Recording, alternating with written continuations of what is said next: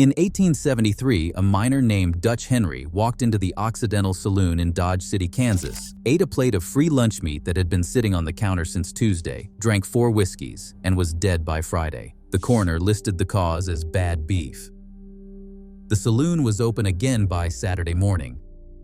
Number 14 on this list was so chemically compromised that modern food scientists say one serving would trigger a federal shutdown today.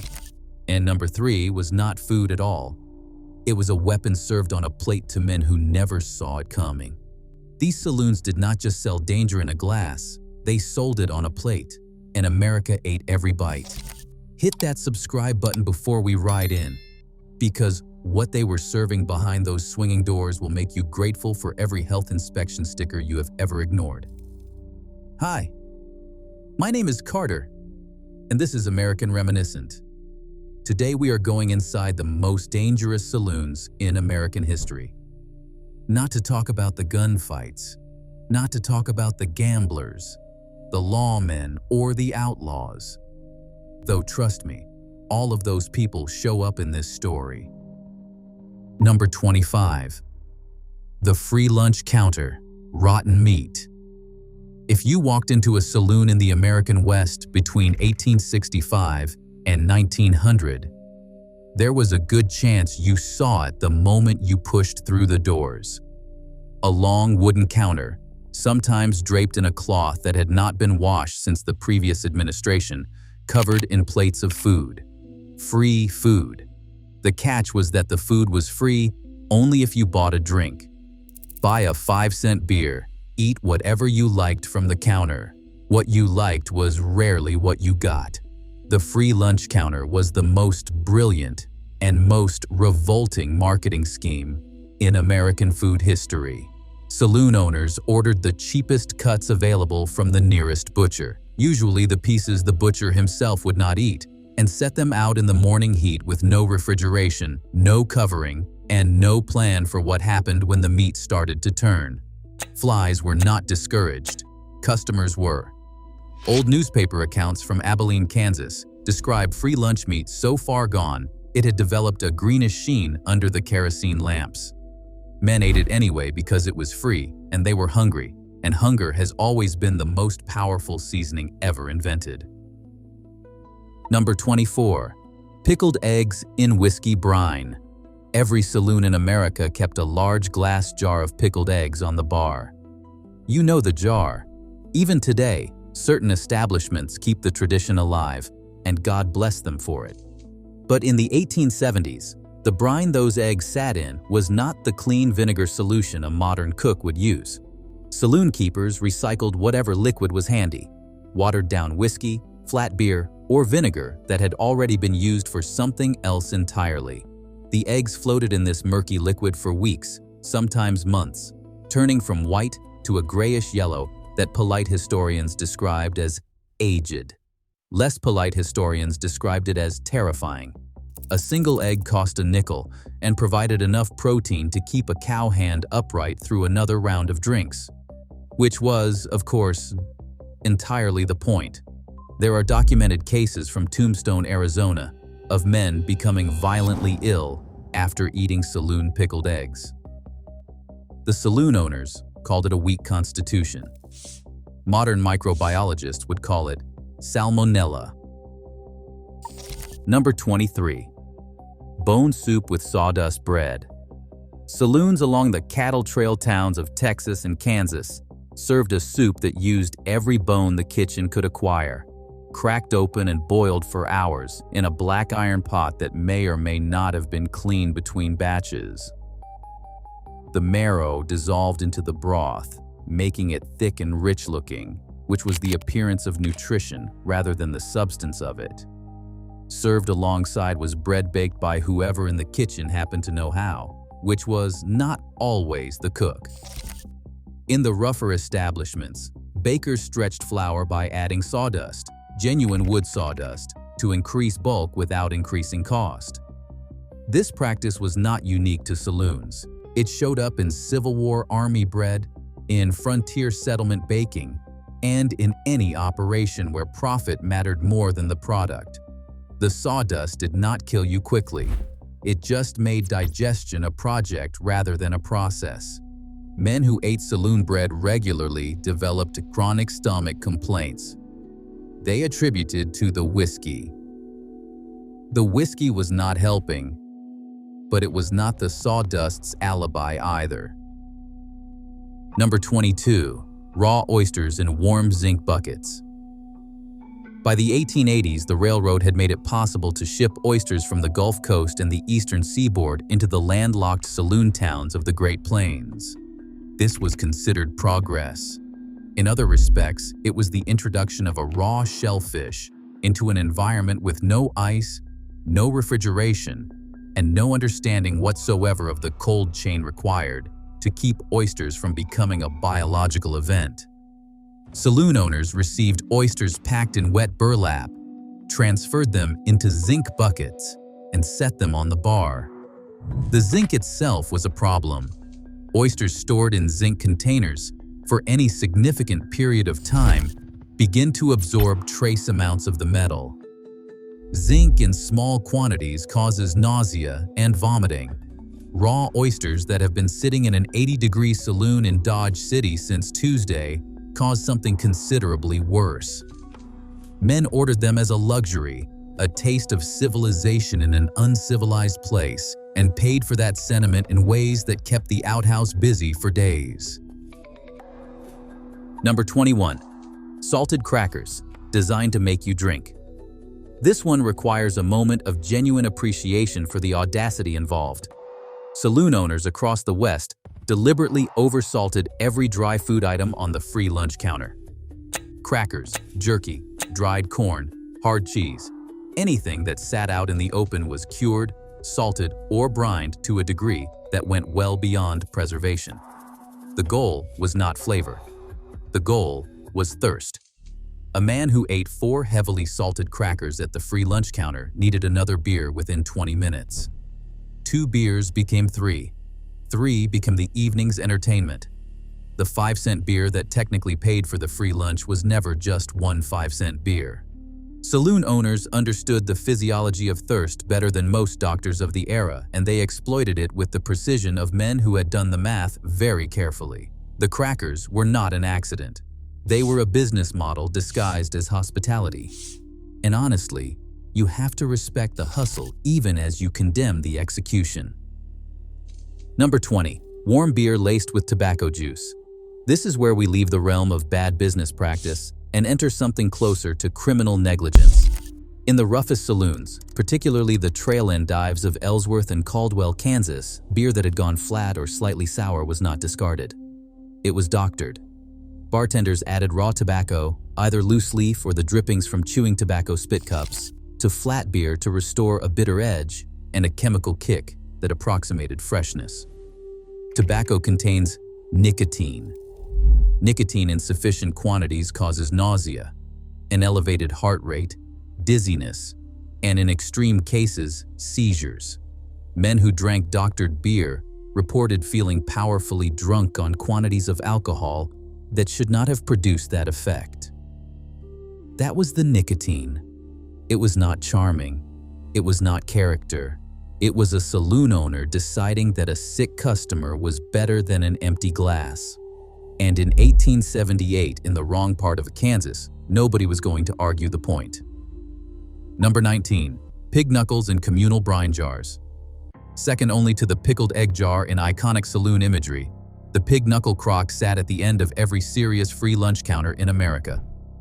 A large ceramic jar filled with vinegar brine, peppercorns, bay leaves, and pig knuckles had been simmering in that same jar, in that same brine, replenished but never fully replaced for months, or in some cases years.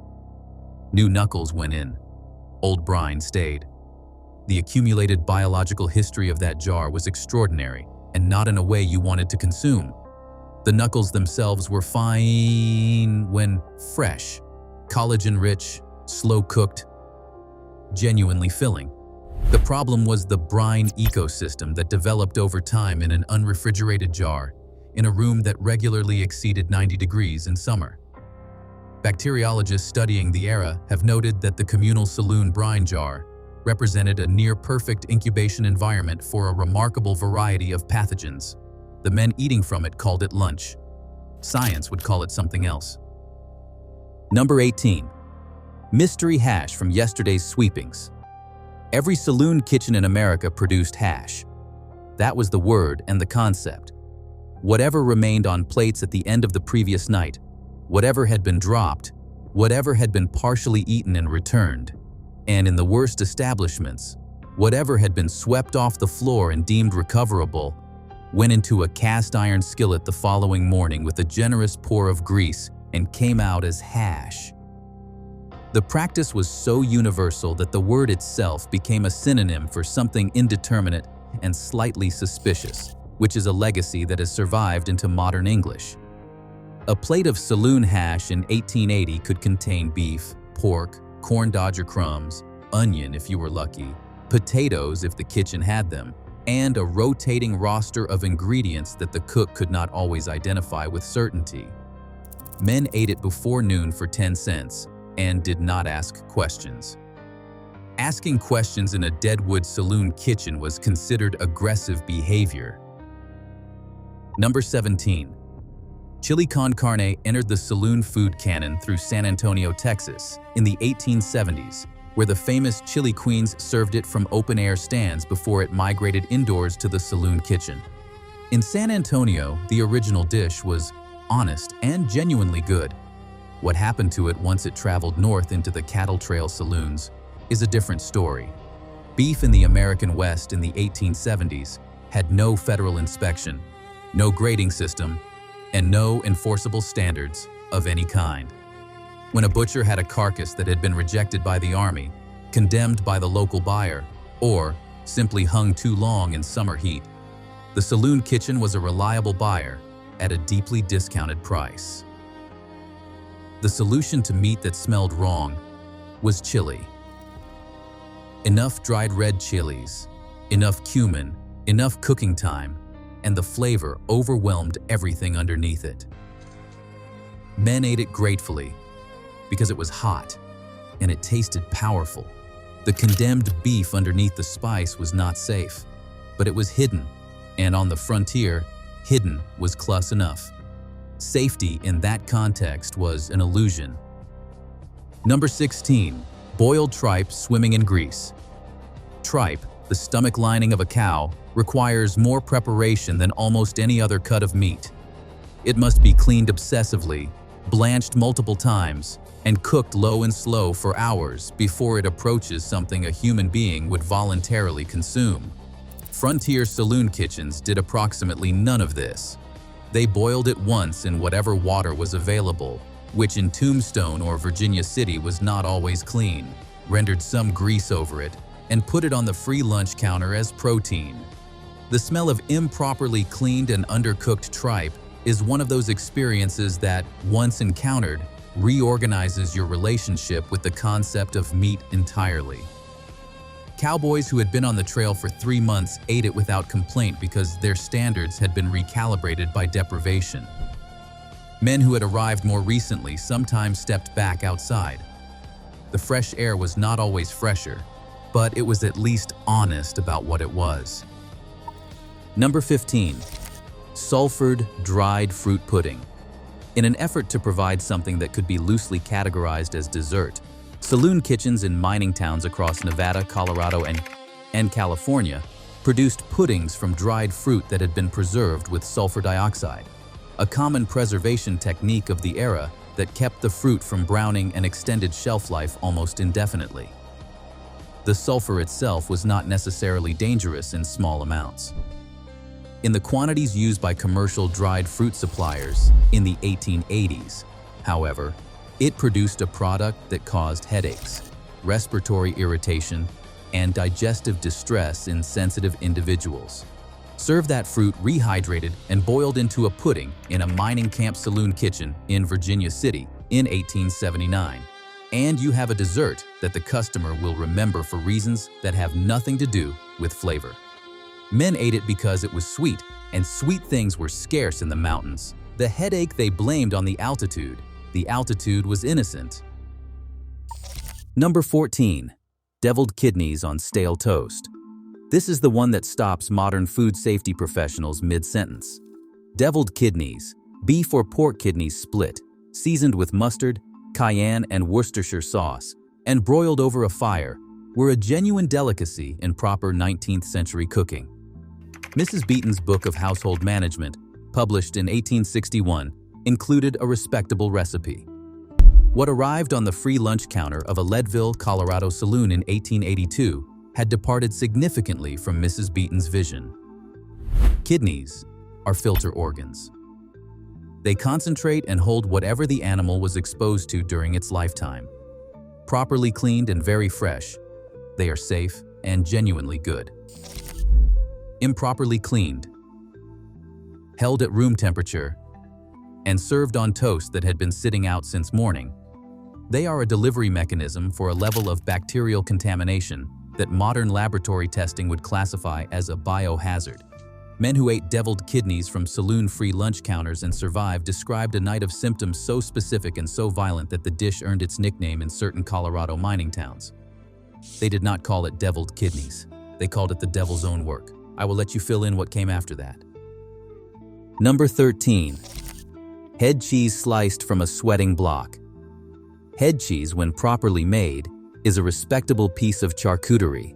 Pork head meat and collagen set in a firm, savory loaf, sliced cold and served with mustard. The key word in that description is cold. Head cheese must be kept cold because it is a gelatin-based product, and gelatin at room temperature in a saloon heated by a wood stove and 60 drinking men becomes something that sweats, weeps, and and begins its return to liquid with a determination that is almost admirable. Saloon keepers set blocks of head cheese on the free lunch counter in the morning and left them there until the end of the night. By mid-afternoon in summer, the block had softened at the edges into a trembling mass. By evening, it was a flattened, glistening object that bore only a theoretical resemblance to the product that had started the day. Men cut slices from it with a common knife that lived on the counter and was not cleaned between uses. The resulting food was still technically head cheese, in the same way that a wagon that has lost 3 wheels is still technically a wagon. Number 12. Hard-boiled eggs in ammonia-laced brine. We have already met the pickled egg jar. This entry is its more dangerous cousin.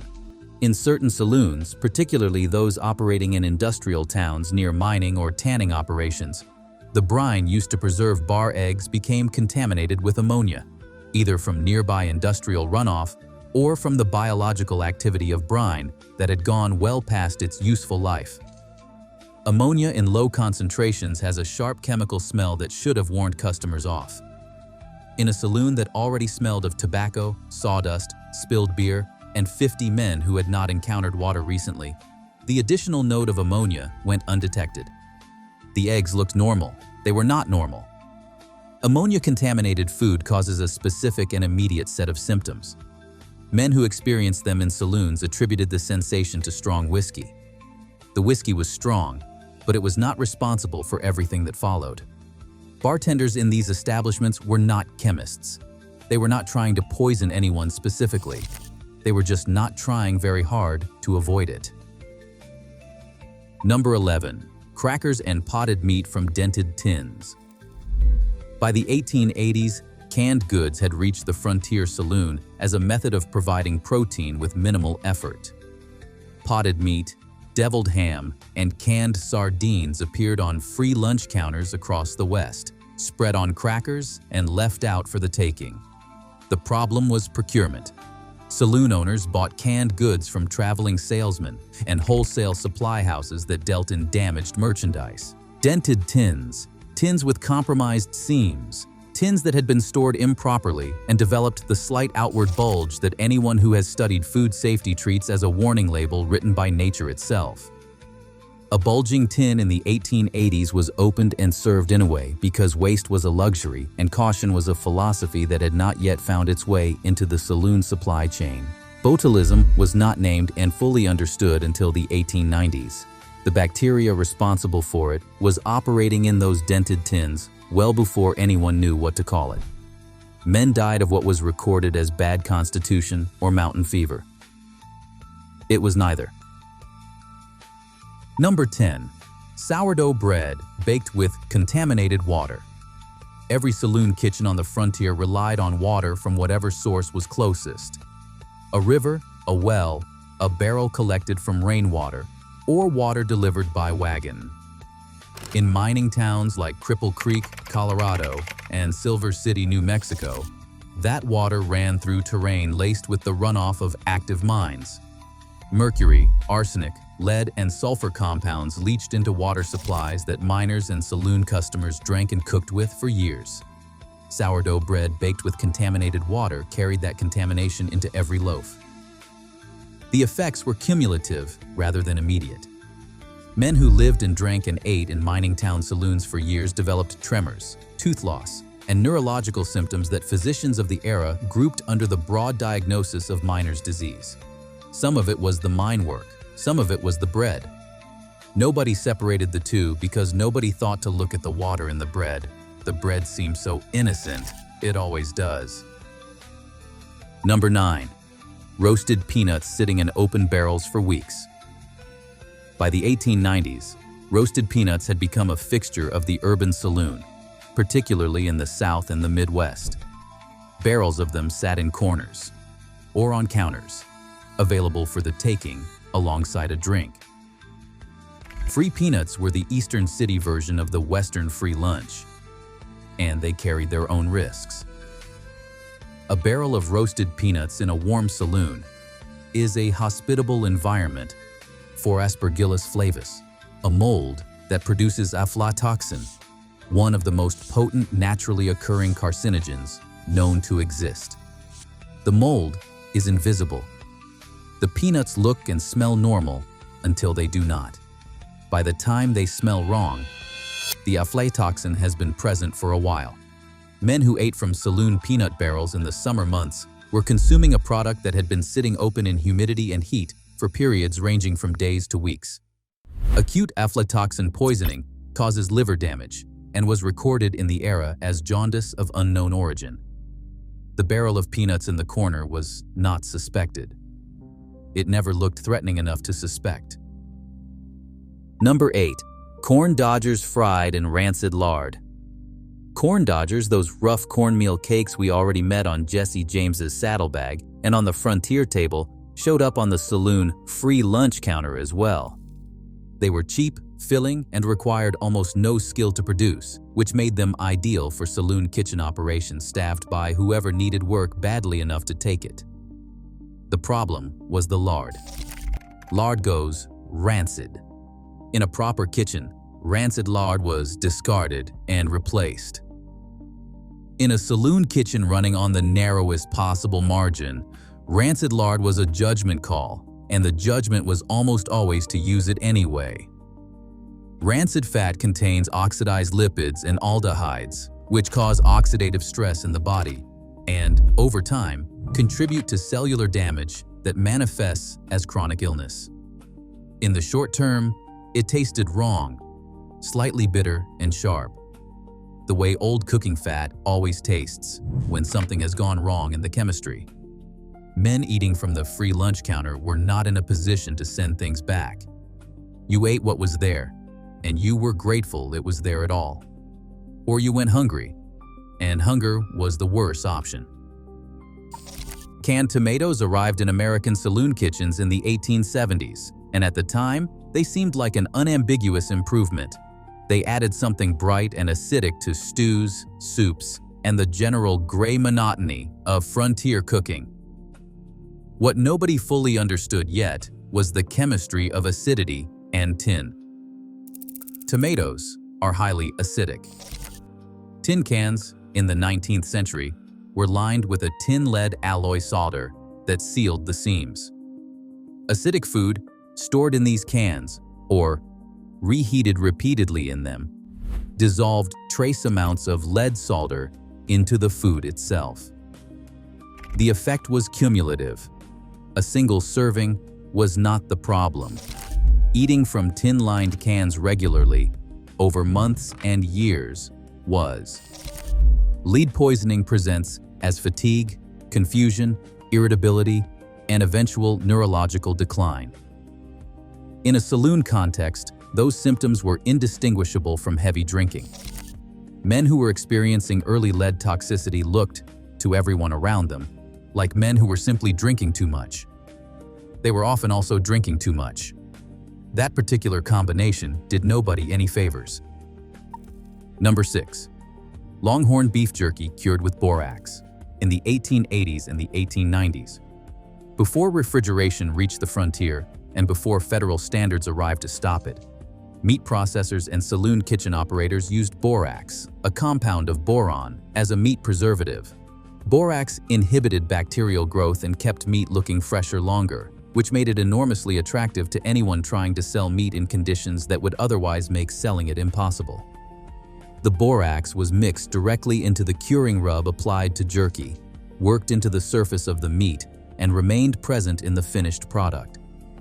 Borax is toxic in sufficient quantities, causing kidney damage, reproductive harm, and a constellation of symptoms, the era recorded as weakness and bilious fever. The quantities present in borax-cured jerky were not immediately lethal. That was the problem. Immediate lethality was detectable. Slow, accumulating organ damage was invisible against the backdrop of frontier life, where men's health deteriorated for reasons so numerous and overlapping that isolating any single cause was effectively impossible. The borax kept doing its work in silence while everyone looked at the whiskey. Number 5. Whiskey gravy poured over anything. Here's a slight reframing of what we mean by dangerous. Whiskey gravy was exactly what it sounds like. Cheap rye whiskey, the worst the bar stocked, was poured into a hot skillet with beef drippings and flour, and cooked until it thickened into something that could technically be called gravy, if you were standing far enough away from it. It was served over biscuits, over hash, over whatever solid object was on the free lunch counter that morning. The whiskey and the gravy did not cook off completely, despite what frontier cooks believed. And the whiskey being used was not the careful distillation of a Kentucky master. It was the house bottle in a deadwood dive. In the 1870s, that bottle might contain actual whiskey, or it might contain a mixture of raw alcohol, tobacco, red pepper, and a plug of chewing tobacco added for color and body. The practice of stretching whiskey was documented and common. Gravy made from stretched whiskey delivered everything the glass delivered, without the warning that came from looking directly at a whiskey glass and making a choice. The gravy just sat there, looking like food. Number 4. Rat-touched cheese and bread. Left overnight. Every saloon in America had rats. This is not an accusation. It is a structural fact of wooden buildings in the 1870s, where grain was stored, food was left out, and exterminators had not yet been invented as a profession. What varied between establishments was how they dealt with rats and the food supply. The answer in most saloon kitchens was nothing.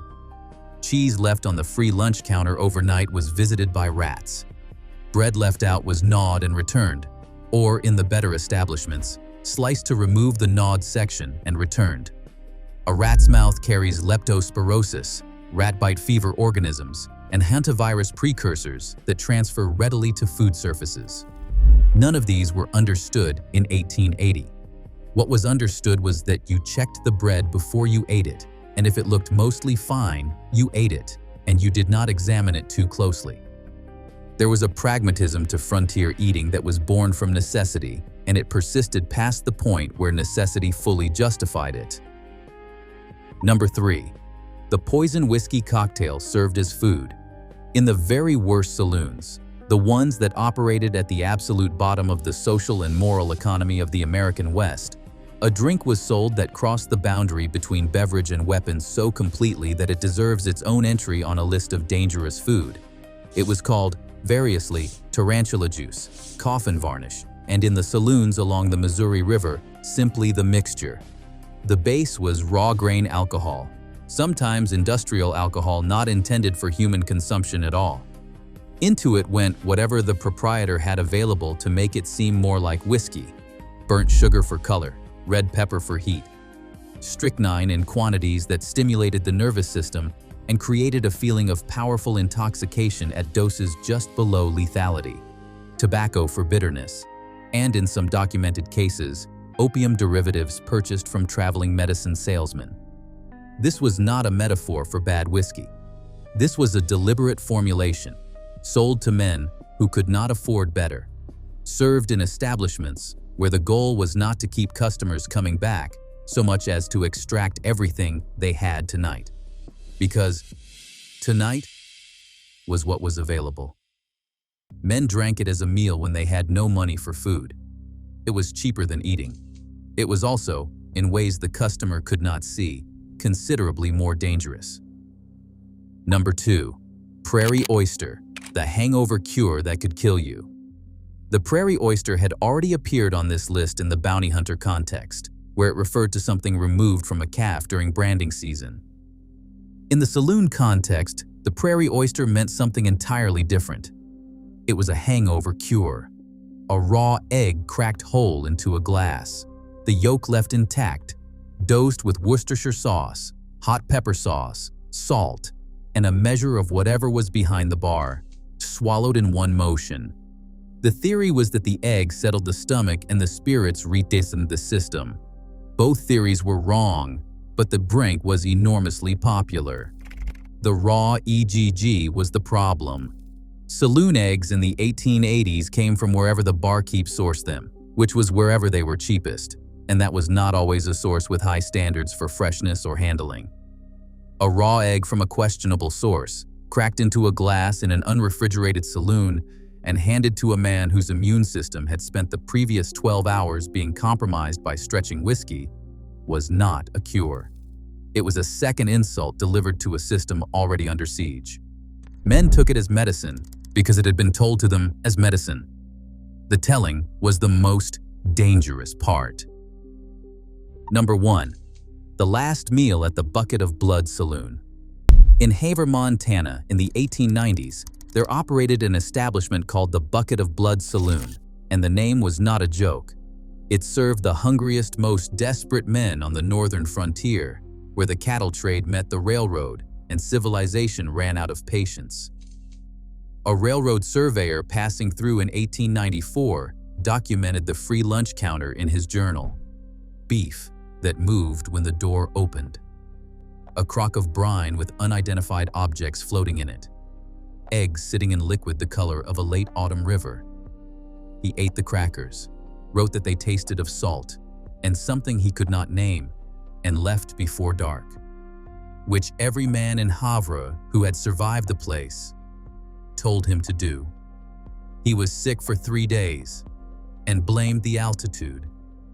The altitude was innocent. That is the list. 25 meals from the deadliest saloons in American history. Not the gunfights, the food, the rancid lard, the sweating head cheese, the borax jerky, the egg in the gray brine. Nobody regulated it. Nobody stopped eating it. Because hunger does not wait for a health inspection. Drop a comment, hit subscribe, and I will see you on the next one.